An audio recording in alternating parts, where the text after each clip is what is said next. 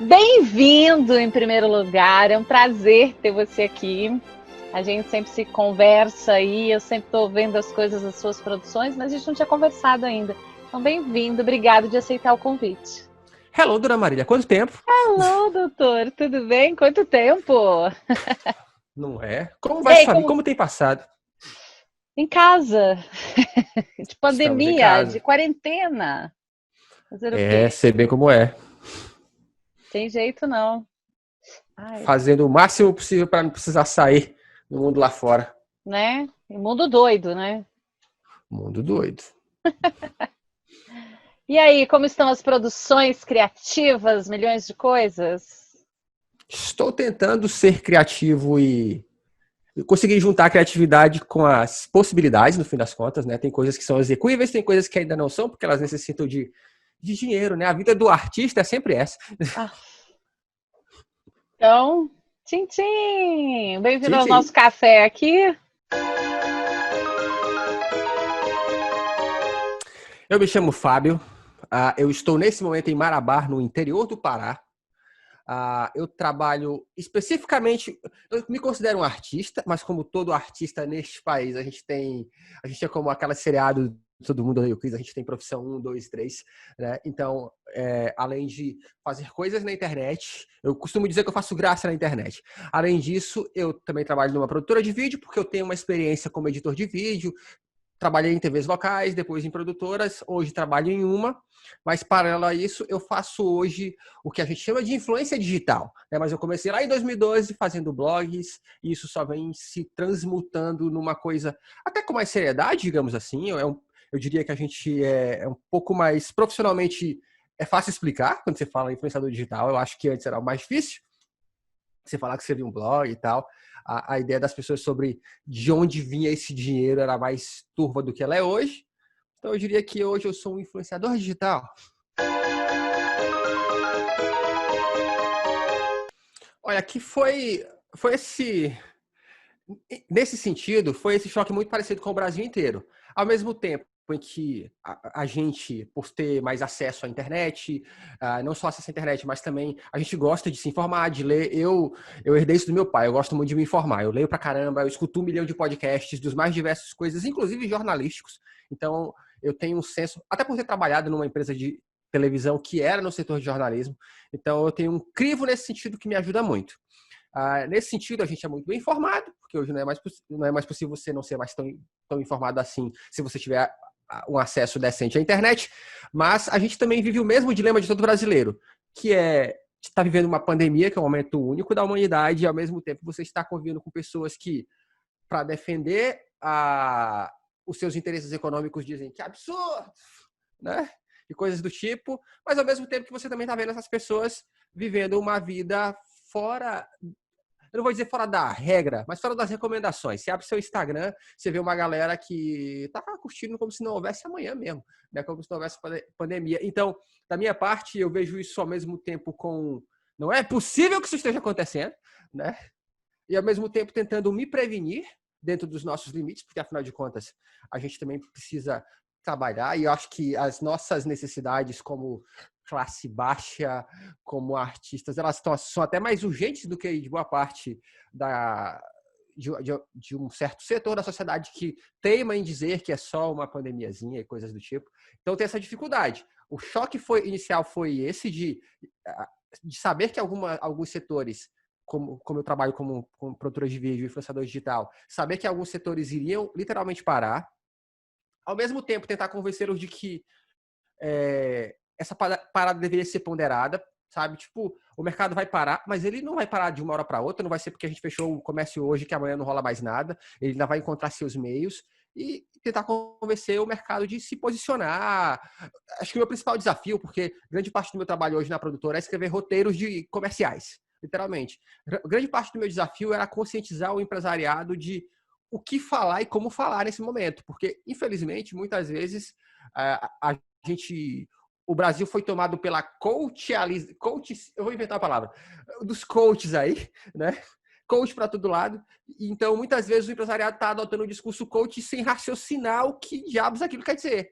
Então, você está passando por um momento em que pessoas estão morrendo e pessoas estão sofrendo e tem empresário que está tentando dizer pregar o discurso do vamos conseguir, isso tudo vai passar e é só a gente correr mais atrás. E você diz, não é isso, cara.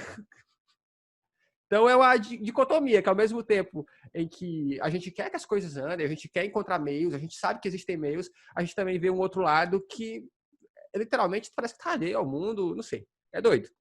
O lado bom aqui na minha região foi uma das regiões, o estado do Pará foi um dos estados em que logo de primeira o governador ele se posicionou no sentido de tentar fechar mercado, aquela coisa toda. Pelo menos no primeiro momento foi o que todos fizeram, né? Então, as minhas recomendações para a área comercial de vocês precisam alinhar, vocês precisam se adequar, ele acabou tendo razão porque as empresas que não quiseram se alinhar e quiseram continuar funcionando, elas foram literalmente fechadas por força policial. Né? Então, nesse sentido, eu estava certo, eu disse. Né? Mas é triste porque você espera que, nesse momento, as pessoas tenham um pensamento de tipo, caramba, né? As pessoas estão morrendo, está acabando de certo modo, vocês vão querer agir do mesmo jeito, vocês vão querer vender coisas do mesmo jeito. Então, é desafiador. A natureza do meu trabalho já me dava uma vantagem, porque mesmo trabalhando numa produtora de vídeo, grande parte do que a gente fazia já era um serviço de escritório. O cliente não vai nos escritórios assim. Então a gente já dizia para o cara, ó, funciona assim, funciona assado. A minha parte era fazer um roteiro, então eu já fazia, pensar em umas coisas. Então só quando a gente ia literalmente gravar que precisava ir lá. Então, mas isso dava para ser contornado. O problema é, de novo, é que muitas vezes existem mercados em que acho que o mercado muitas vezes funciona como mercado financeiro, de especulação, literalmente. Então, eu percebo isso, que existem empresários que eles literalmente eles botam o pé para não fazer nada para forçar governos a se posicionarem, obviamente, favoráveis a ele. Né? Então, eu vi inicialmente literalmente o pânico de funcionário, de caramba, o mercado vai parar, a gente vai ser demitido. E ao mesmo tempo, do meu lado, eu tenho a vantagem de ter alguma experiência, de falar para essas pessoas de, gente, calma, isso não vai mudar assim. Quer dizer, até vai, mas não é por culpa do problema, é por culpa de mau caratismo do seu patrão. Vide aí a hamburgueria Madeiro e coisas do tipo, né? Então é por mau caratismo nesse sentido. Mas logo inicialmente eu já fiquei em casa, eu já deixei claro no escritório, ó, eu não vou para aí agora, porque meus pais são idosos, também eu tinha essa preocupação, então eu me mantive afastado o máximo possível. Agora, recentemente, a gente começou a voltar com algumas atividades, mas o escritório ele já é um número pequeno de pessoas, a gente são 2 ou 3 pessoas no máximo, os atendimentos que a gente faz é basicamente de roteiro, e eu ainda assim fui, porque eu precisei ir, de certo modo. Infelizmente, eu percebi que se eu não forçasse um pouco para os trabalhos acontecerem, as coisas não choveriam na minha horta, não. Eu comecei desde 2012 escrevendo texto, que era o que era a internet lá em 2012, pelo menos a que eu tinha acesso, era texto. Então eu comecei escrevendo um blog, que era basicamente uma crônica chamada O Diário de um Homem, onde eu já dava o meu ponto de vista sobre as coisas, muito influenciado por colunistas de grandes revistas, que eu achava mó legal, falava, pô, esses caras escrevem bem, e com o tempo eu fui percebendo que eu tinha alguma facilidade nesse sentido. Quando começou a era dos vídeos e tal, e eu também entrei por ela, eu comecei a ter acesso a muita gente que era criativa, né? A primeira galera do YouTube foi uma galera que não tenha isso agora, mas uma galera muito criativa. Eles queriam fazer algo que fosse divertido e tal. Havia um certo despreendimento no sentido comercial que também facilitava serem criativos. Então, eu bebi muito dessas fontes de olha como a gente pode ser criativo, olha como pode fazer um negócio legal. E isso nem é algo novo. No final das contas, a publicidade já é sobre isso, já é sobre dar um recado de maneira criativa. É claro que quando você fala de mercados locais de publicidade, existe um problema. O problema número 1 é que muitas vezes os meios de comunicação eles são dominados por pessoas que eles têm aquilo muito mais com finalidades políticas do que como um negócio. Então, nesse sentido, eles acabam fazendo de qualquer jeito. E muitas vezes o empresário, no afã de seduzir um cliente, ele aceita qualquer coisa que o cliente quer, ainda que seja uma ideia ruim, né?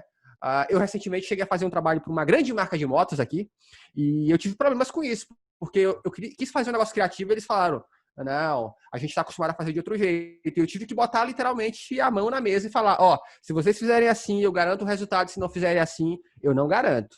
E aí eles, no primeiro momento, acreditaram na minha ideia e o vídeo foi um sucesso. No segundo momento, eles não quiseram mais me contratar, porque, obviamente, aparentemente, eu vou eu não baixo a cabeça fácil. Eles contrataram outra empresa, fizeram um vídeo super machista, onde tinha um cara rodeado de mulheres gostosas numa praia de moto. Publicaram o vídeo, eles tiveram uma enxurrada de comentários falando, caramba, século XXI e vocês nessa. Então, assim, é triste porque é essa briga de falar, gente, as coisas mudaram, vocês podem ser melhores, né? E não é só mudaram porque a gente é bom, o mundo exige mudança, né? A gente vive um mundo em que você deve pensar nas minorias, pensar no respeito às pessoas. É possível fazer coisas criativas que sejam legais. A gente está repleto disso. O problema é que muitas vezes esse processo criativo ele é desvalorizado, né?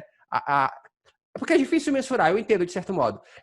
Ele mensura porque o cara tem uma câmera cara ou porque tem um equipamento caro, mas quando você fala de criatividade, como todo mundo acha que tem uma ideia, né, e não acha que as ideias são embasadas em um monte de conhecimento, né, porque para ter as ideias que a gente tem que ler muita coisa, tem que se formar pra caramba, tem que ver o que deu bom e o que não deu bom, né, tem que ver houve um cancelamento hoje no Twitter por causa disso, então eu já não vou entrar nesse caminho.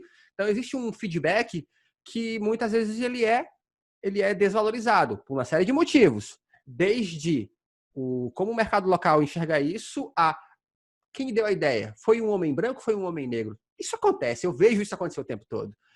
Eu trabalho como influenciador digital e eu vejo constantemente empresas que, em detrimento de uma... Eu não estou falando nem só de mim, em detrimento de outras pessoas que têm mais engajamento, que dão mais resultados, mas como elas não têm um padrão fenótipo que esse mercado está procurando, eles preferem uma menina bonita que não influi em nada. Então é uma luta diária do criativo, não tenha dúvida, de tentar não só mostrar que a ideia é melhor, mas que ela dá mais resultado. A vantagem que a gente tem hoje são as redes sociais. Eu tenho a chance de falar com a minha audiência e falar assim, gente, se vocês estão gostando das coisas que eu faço, vocês acham que são legais, me ajudem. Comentem lá, porque se não for esse peso que as pessoas me dão, que a audiência me dá, seguramente eu vou perder espaço assim, né, para qualquer outra pessoa mais bonitinha, pura e simplesmente, é assim que acontece. Então, a vantagem que o criativo tem hoje, eu diria, com a internet, é que a sua audiência te ajuda. Ela é peso. Você chega lá e eles literalmente são um sinal claro de que aquilo está funcionando ou que não está funcionando. Obviamente, com o tempo, as empresas vão cada vez mais sentir isso, porque as pessoas vão dizer, vocês erraram nisso, né? E algumas vão se comportar de um jeito mais adequado. Porque, de qualquer maneira, também existe uma outra coisa. Dependendo das empresas, principalmente grandes franquias, elas têm uma preocupação maior com o que seus franqueados estão fazendo. Né? Então, nesse sentido, eles são até mais cobrados. Então, literalmente, eu vejo que o mundo está mudando, né? E está batendo na porta dessa galera com força. Eles vão se adequar em algum momento, eles têm força econômica para isso. Da nossa parte, como criativos, é como se manter vivo até lá, no fim das contas. A gente literalmente briga o tempo todo para ficar vivo, cara. Esse é o dilema do artista. Eu não sei até que ponto isso nos inspira, né? Mas é o dilema do artista. É uma excelente pergunta. Essa é muito boa. Eu acho que o conhecimento, nos dias de hoje, para adquiri-lo, é bem parecido com o que era antigamente. Como é que você adquiria conhecimento antigamente?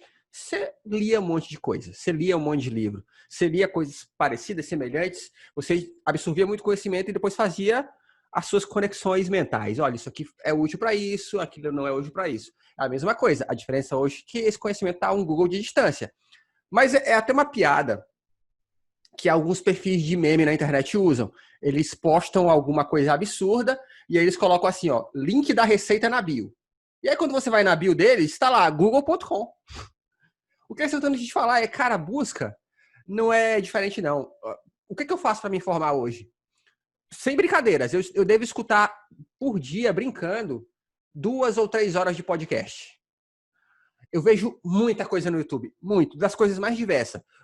E eu também me dou o espaço de ver aquilo que está em alta, que talvez eu nem veria, mas eu vejo para ver o que é tendência hoje, o que está em alta, né? Eu estava até esses dias no Uber e ele estava ouvindo uma banda que toca muito na região norte e nordeste, chamada Barões da Pisadinha. O nome é muito peculiar.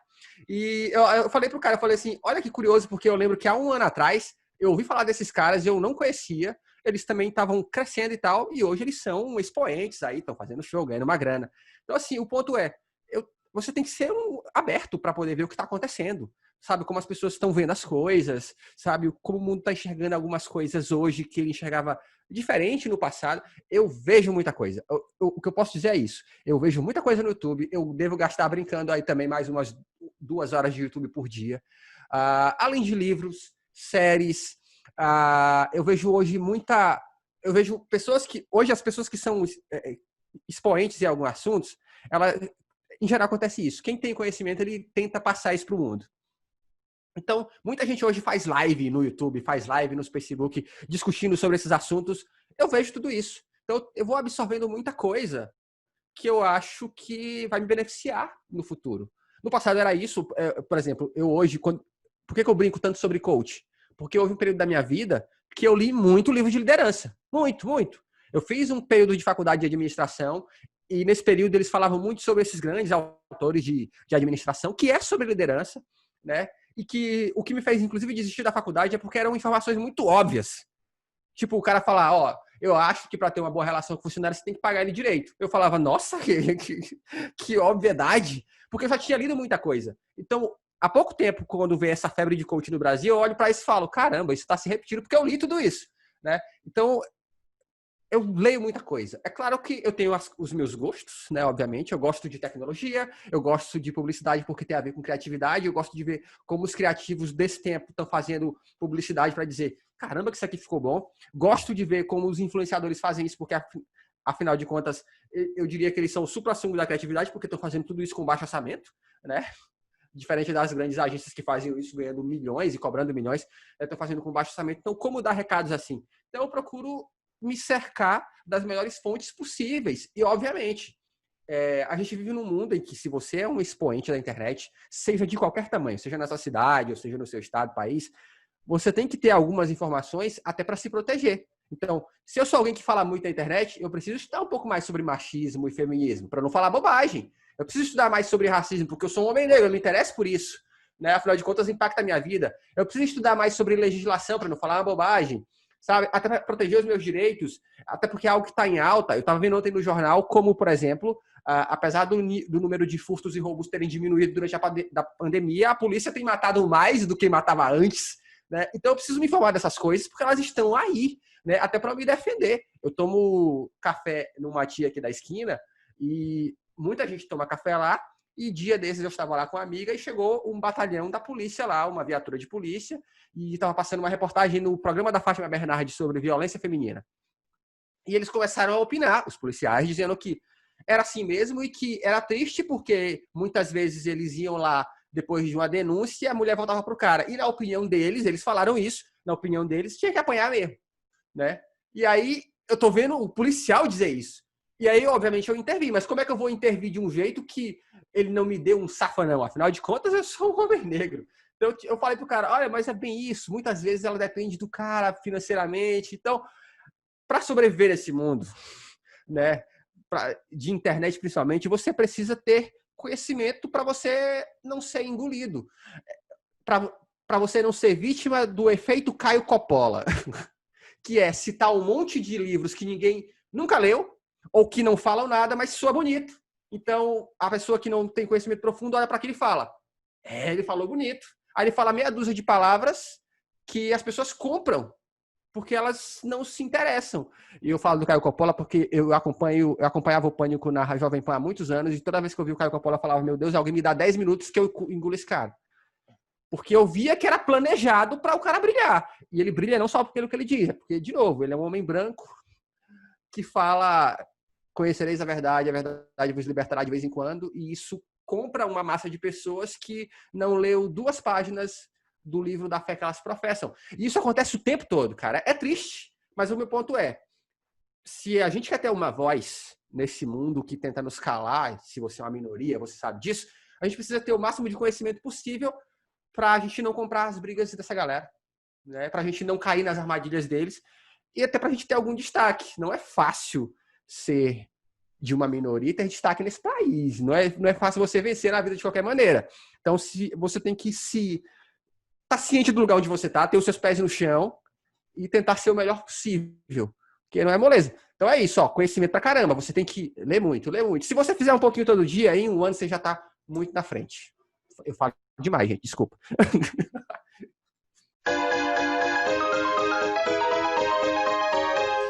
Eu acho que o ser humano tem a capacidade de se adaptar muito rápido. Ao mesmo tempo que a gente está se adaptando agora, e eu vejo uma tendência de algumas áreas da mídia e da sociedade como um todo de tentarem nos humanizar ainda mais, né? De falar, olha, a gente está no mesmo barco, a gente deve olhar para as nossas diferenças, a gente deve ter o cuidado com o nosso próximo, porque, enfim, se eu me protejo, eu também estou protegendo ele. A gente também vê um discurso de outro lado que tenta simplificar com o lance da economia, para tentar nos chamar a atenção como se a gente fosse cachorro atrás do osso, e muitos são, né? Para nos desumanizar. Eu acho que a primeira coisa que a pandemia está fazendo é mostrar quem de fato são as pessoas, né? Mostrar para as pessoas, literalmente, que empresas não são playground, né? E que esse discurso de somos legalzão não funciona, né? Ele não dura nem meia página. Tem o ditado que vai só até a página 2, ele não está durando nem a página 1, né? E eu acho que ele está fazendo muitos de nós questionarem o seu próprio valor, no sentido, tipo assim, que tipo de vida eu quero ter? Porque, no fim das contas, o que me resta, como ser humano? Tá mais próximo das pessoas que eu amo e tal.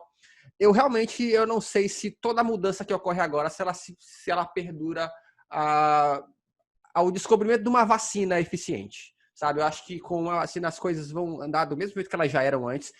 Em relação às pautas, como a pauta negra hoje, enfim, isso tem avançado porque o tempo exige isso. A gente, cada vez mais negros têm voz, então a gente tem a chance de falar mais dos nossos dilemas e encontrar eco, assim como as mulheres, assim como de qualquer minoria. Nesse sentido, isso tende a avançar. Eu tenho certeza que da nossa geração para frente, a maneira como isso é encarado já é um pouco mais de seriedade, né? Mas eu ainda acho que é uma luta de muito tempo, né? Porque, enfim, a melhor maneira de vencer é literalmente para a mudança de cultura, isso é geracional, felizmente ou infelizmente, é mostrar pouco a pouco como as coisas podem ser melhores. Eu já vejo um movimento nesse sentido muito, muito forte na arte, né? Eu fico vendo, sei lá, as séries que a Netflix lança hoje, ela já tem uma preocupação em não ter um discurso machista, e não ter um discurso, principalmente as séries mais para adolescente e tal, que é onde existe essa preocupação maior. Então, a partir do momento que isso já entrou na arte, já entrou no mainstream, ele já vai começar a nos bombardear de um jeito que vai mudar a médio e longo prazo. Eu realmente acredito que, para uma geração do passado, isso vai continuar sendo igual, vamos continuar agindo igual, né? Vão existir aquelas pessoas que vão fingir que o mundo é colorido, mas na real que elas não tratam o mundo assim, né? É curioso, né? Porque a gente está vendo que, principalmente na política, que quem mais está sabendo dialogar nesses tempos são os velhos políticos de antigamente, né? Esses caras, Sarney, são os caras que mais são minimamente equilibrados, parece, né? Enquanto a gente tem uma outra base que é só extremista e que é só a minha vontade e nada mais. Eu realmente acho que essas nem novas, porque no fim das contas pautas de racistas, pautas de racismo, elas são até antigas pra caramba, de dar espaço para minorias, mas eu acho que elas vão ganhar cada vez mais espaço. Mas é uma mudança que vai levar tempo, cara. Inevitavelmente não vai ser. Tem um famoso ditado que quem tem privilégios não quer abrir mão deles assim, né? Então, né, já dizia o Martin Luther King nesse sentido.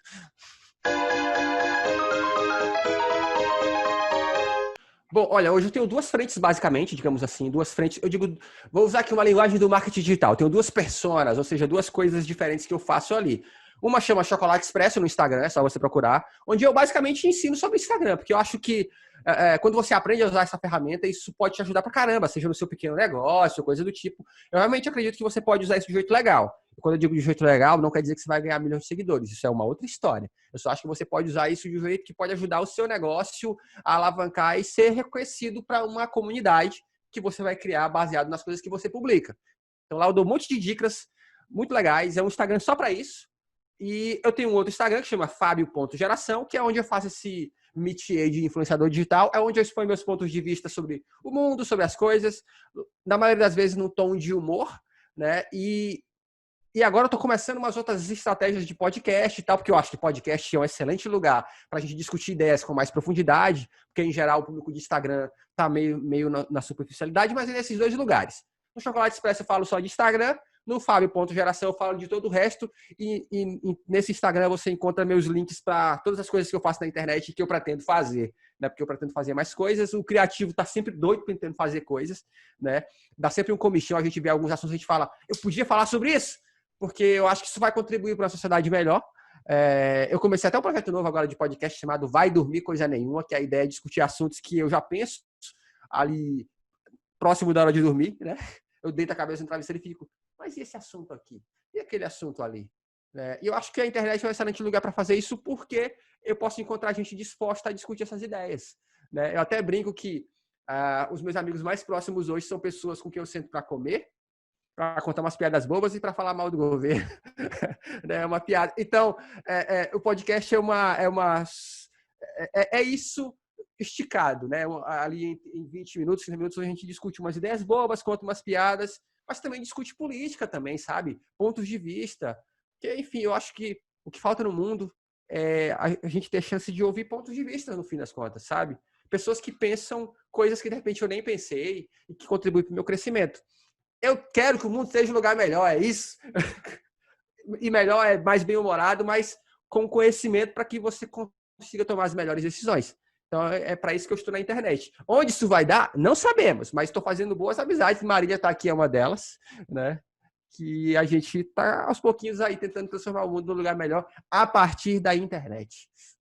Então, hoje, eu faço os meus roteiros, eu planejo lá as cenas, criativamente, falo, ó, assim vai funcionar, aqui tá pronto. Então, é possível.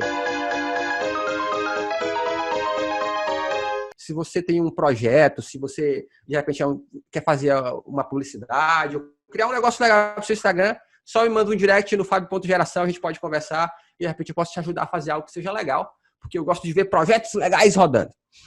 Maravilha, super Fábio, super Chocolate Expresso, muitíssimo obrigada, foi um prazer ter você aqui, agradeço imenso esse nosso café, essa nossa pausa para o café, e vamos continuar conversando, vamos fazer da internet um lugar muito melhor. E como é que é o seu bordão? Exatamente. Olá, pessoas bonitas da internet. Aê! Que eu sempre cito, adoro isso. Alô, pessoas bonitas da internet. É uma boa, as pessoas gostam mesmo.